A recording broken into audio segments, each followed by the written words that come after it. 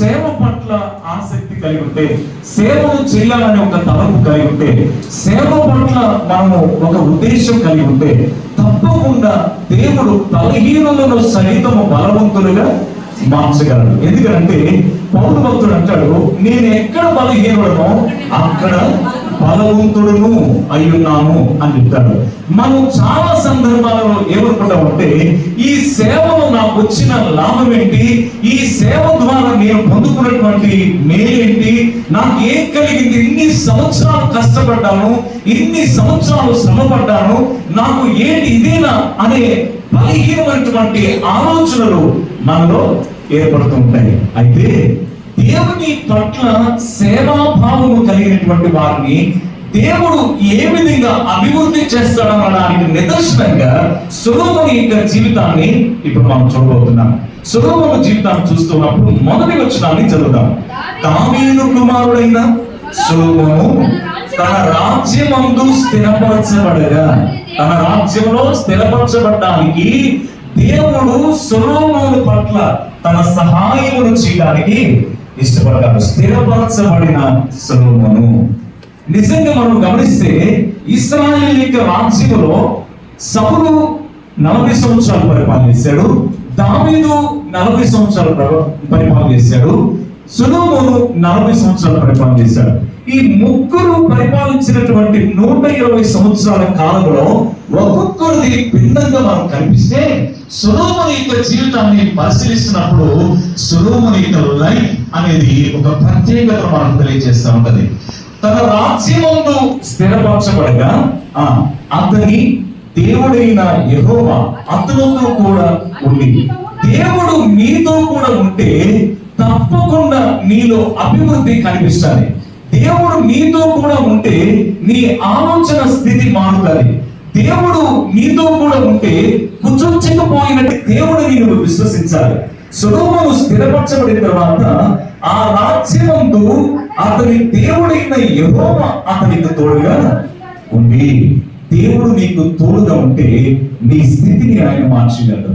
దేవుడు నీకు తోడుగా ఉంటే నీ ఆలోచన విధానాన్ని మార్చగలడు. దేవుడు నీకు తోడుగా ఉంటే ప్రతి సమస్యలో కూడా తప్పకుండా ఆయన నీకు సహాయము చేయగలడు.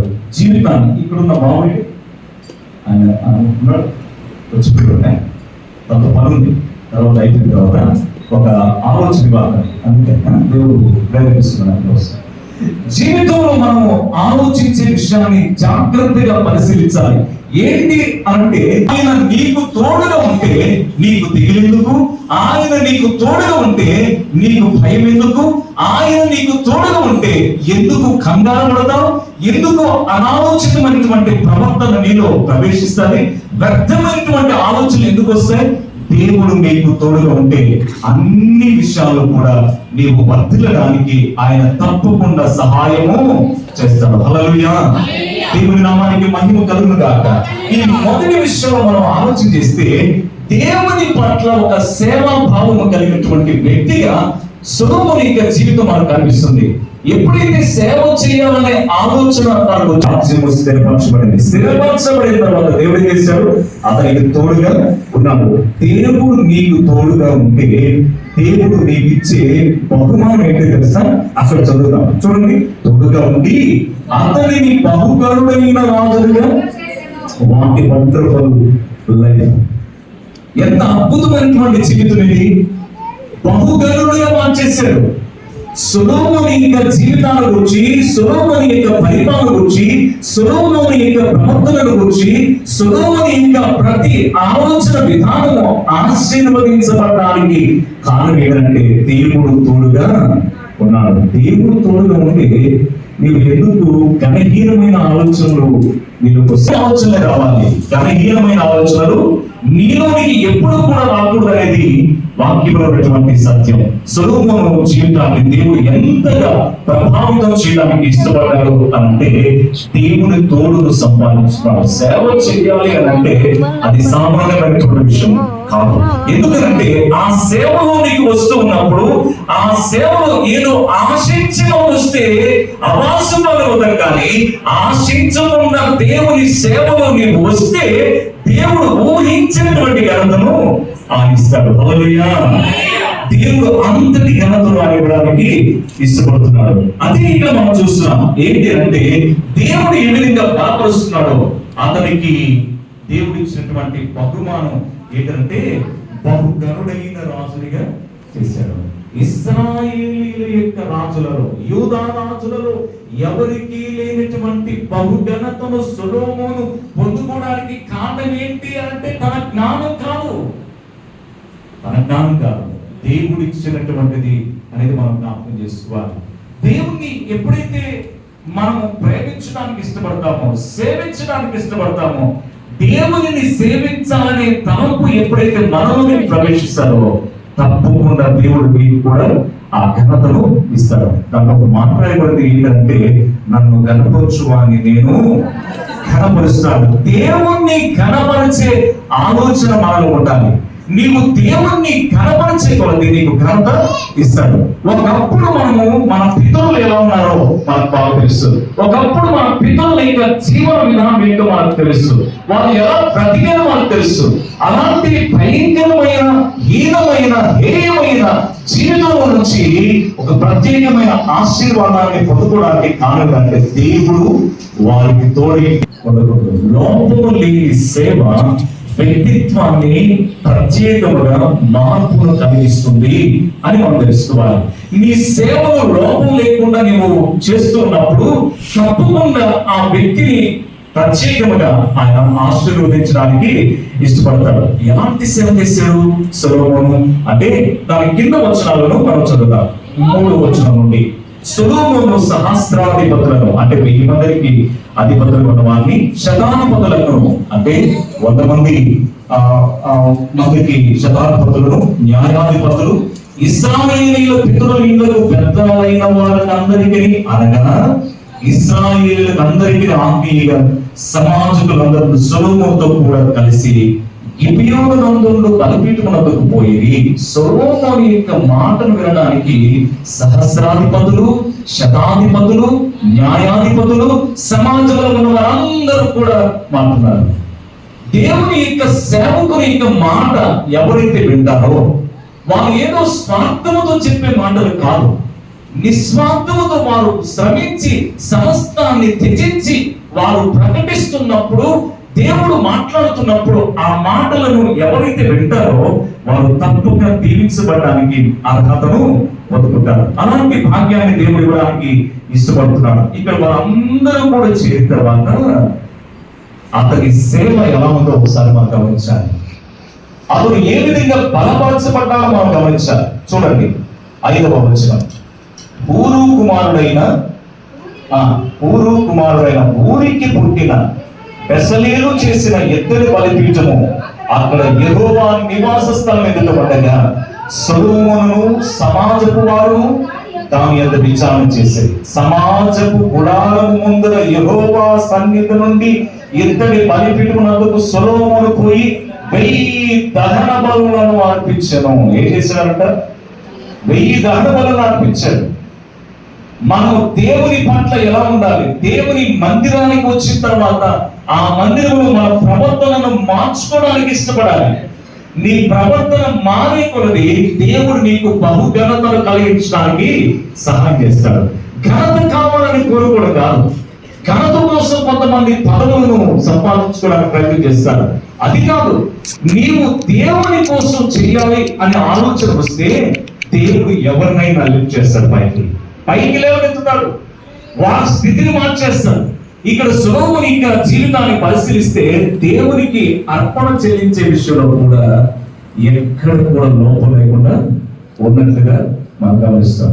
లోపము లేకుండా చేస్తున్న సేవను దేవుడు ఆనవ చేస్తున్నాడు, దేవుడు ఇష్టపడుతున్నాడు, దేవుడు అతనికి ఘనతనివ్వడానికి ఇష్టపడుతున్నాడు. ఆ ఘనత ఎవరికి లేనటువంటి దాన్ని ఇస్తున్నట్లుగా గమనించాలి. దేవుని సంఘం, దేవుని యొక్క కుటుంబాలు, దేవుని యొక్క బిడ్డలు ఆలోచన చేయాల్సినటువంటి విధానం ఏంటి అంటే దేవుని కొరకు నీవు చేస్తున్నటువంటి సేవ అది ఎప్పుడు కూడా నిష్ఫలము కాదనే విషయాన్ని తెలుసుకోవాలి. మనం అనుకుంటూ ఉంటాం, ఇన్ని సంవత్సరాలు చేశాను కదా, ఏంటి నేను చేసినటువంటి దానికి ఫలితం ఏమి లేదే, కానీ మాస్టర్ గారు మాత్రం ఒక మాట అన్నాడు, ఎవరు కూడా గొడ్రాలు ఉండడానికి లేదు అని. అంటే కాన్ఫిడెంట్ అనేది చాలా ప్రాముఖ్యమైనది.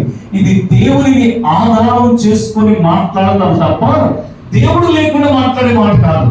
అలాంటి ధైర్యంతో నింపబడినటువంటి మాట దేవుడు మా జీవితాల్లో జరిగిస్తాననే విషయాన్ని ఆలోచన చేస్తూ సొలొమోను అర్పణ విషయంలో కూడా చాలా జాగ్రత్తగా దేవుని విషయంలో సేవలు చేయడానికి ఇష్టపడుతున్నాడు. 1000 బలులను అర్పించాలి అంటే 1000 దహన బలులను అర్పించాలంటే ఎంత సమయం పట్టుండదో ఆలోచన చేయాలి. ఒక దహన బలిని చేయడానికి కొన్ని గంటలు పడుతుంది. అయితే ఇక్కడ దహన బలులను 1000 అర్పించడానికి కారణం ఏంటంటే తన సమాజం అంతా కూడా ఈ ప్రత్యక్షతను చూడాలి. నేను చేస్తున్నటువంటి అర్పణ విషయంలో ఏది కూడా వీక్గా ఉండకూడదు, బలహీనంగా ఉండకూడదు అనేది ఆలోచన చేసి సొలొమోను తాను ఏ విధంగా సేవను సంపూర్ణ చేయడానికి ఇష్టపడుతున్నాడో ఆలోచన చేయాలి. కష్టం వచ్చినప్పుడు దేవుడు వదిలేని కాదు, ఏదైనా ఆర్థిక సమస్య వచ్చినప్పుడు దేవుడు వదిలేని కాదు. సేవా జీవితంలో ఎన్నో పరిస్థితులు ఎదుర్కోవలసి వస్తుంది. వాటిని అన్నిటిని కూడా మనం అధిగమించాలి. అధిగమించినప్పుడే దేవుని నుంచి ఆశీర్వాదాలు సంపూర్ణంగా పొందుతాం. హల్లెలూయా, హల్లెలూయా. దేవుడు ఇచ్చినటువంటి ఈ జీవితంలో సొలొమోను నేర్చుకున్నది ఏంటంటే సేవ విషయంలో ఏది కూడా నేను తక్కువ చేయడానికి లేదు. నేను సేవ విషయంలో, దేవుని ఆరాధించే విషయంలో కానీ, దేవునికి సమర్పించే విషయంలో కానీ, దేవునికి అర్పణలు చెల్లించే విషయంలో కానీ ఏ విషయంలో కూడా నేను వెనకంజ వేయడానికి లేదు. అలాంటి విశ్వాస జీవితం ఎవరిలో అయితే ఉంటుందో వారిని, వారి కుటుంబాలను దేవుడు తప్పకుండా దీవిస్తాడు. దీంట్లో ఎటువంటి సందేహం లేదు. మొదటి విషయాన్ని మీకు జ్ఞాపకం చేశాను. నీ సేవ విషయంలో ఎప్పుడు కూడా లోపభూయిష్టంగా ఉండకూడదు, కానీ లోపరహితముగా ఉండాలి. లోపరహితమైన సేవ దేవుడు తప్పకుండా ఇష్టపడతాడు. అట్టి మాట దేవుడు చేశాడంట, బహుధనులుగా చేయడానికి ఇష్టపడతాడు. ఇప్పుడు రెండు విషయాన్ని చూద్దాం.